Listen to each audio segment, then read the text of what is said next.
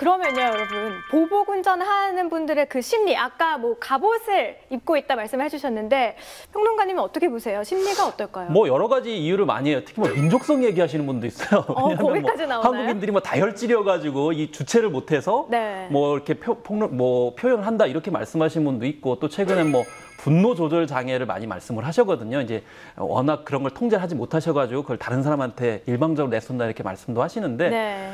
사실 경쟁과 어떤 불만족, 어떤 자기 존재에 대한 그런 만족감이 느끼지 못하기 때문에 이루어진다는 얘기도 있어요. 물론 여러 가지 원인이 있는데, 예를 들면 자존감이 굉장히 낮을수록 그런 상대방이 무례하거나 좀 정당한 어떤 사과라든지 예의를 표시하지 못하면 자기에 대한 그런 무시라고 생각하는 게 더 증가한다고 합니다. 그래서 네. 우리나라가 지금 무한 경쟁 시대고 자기 마음대로 이렇게 충족되지 못하는 사회가 될수록 그런 일들이 좀 많아진다고 하는데요. 네. 이건 이제 심리적인 이야기고요. 그래서 뭐 심리적인 이야기라 하더라도 그렇기 때문에 나는 이제 이런 행위를 해도 된다, 이렇게까지 가면 좀 곤란하다고 생각하고, 이건 범죄라고 딱 규정하는 게 맞다고 저는 생각합니다. 네, 사회 알겠습니다. 현상과도 이제 사회학적으로 접근해 본다면은 예.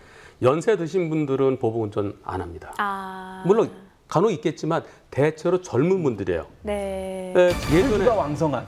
예, 혈기가 왕성한 그 젊은 사람들이 분노 조절 장애가 있어서 그런 사람도 있겠죠. 그러나 아주 평소에는 멀쩡한 사람들이에요. 그런데 순간적으로 욱 하는 마음에 참지를 못하는데, 예전에 우리 자랄 때는 5남매, 막 7남매 그랬었잖아요. 최소한 3남매였잖아요. 네. 근데 지금은 둘 있는 집도 있고요. 하나 있는 집도 참 많아요. 그렇죠. 그럼 하나면은 집에서 오냐 제일 그냥 최고로 키우는 거예요. 그런데 내가 최고인데 어디서 내 앞에 끼어들어? 내가 근데 왜 안 비켜? 이런 마음 때문에 배려심이 부족해서 그렇죠. 예전에 형제들 많을 때는 저절로 조금 양보하고 먹는 거 나눠 먹고 이런 질서가 있었어요. 지금은 혼자 크다 보니까 그러한 배려심이 부족한 것도 보복운전이 늘어난 원인의 하나가 아닐까 싶습니다. 네. 그럼 자녀를 많이 낳아야 되겠네요.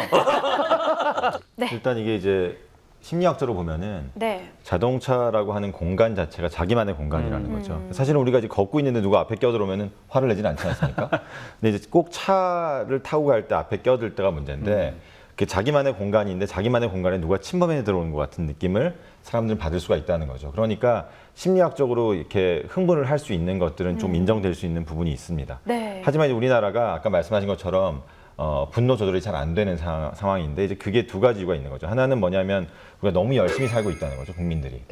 그래서 늘 이제 번아웃이 돼 있는 상태이기 때문에 이 상태에서 이제 운전을 하고 있는 거고, 그리고 교통 상황이 사실은 뭐 번아웃 됐다 하더라도 정말 뭐 차 간 거리가 넓거나 아니면 내가 상황이 좋다면 또 화를 낼 리가 없겠지만은, 늘 우리는 도로를 나서는 순간 늘 짜증이 나는, 사실은 늘 막히는 그 공간에서 운전을 해야 되고, 마지막으로 또 우리나라는 빨리빨리 해야 되는 문화가 있지 않습니까? 내가 또 어떤 성과를 이루기 위해서는 빨리 이 교통이라고 하는 이 과정을 거쳐서 내가 도착을 해서 뭔가를 해야 되는데, 이런 우리나라의 어떤 사회 문화적인 네. 것들이 보복 운전이나 아니면 그런 흥분을 유발하는 상황이 아닐까 싶습니다.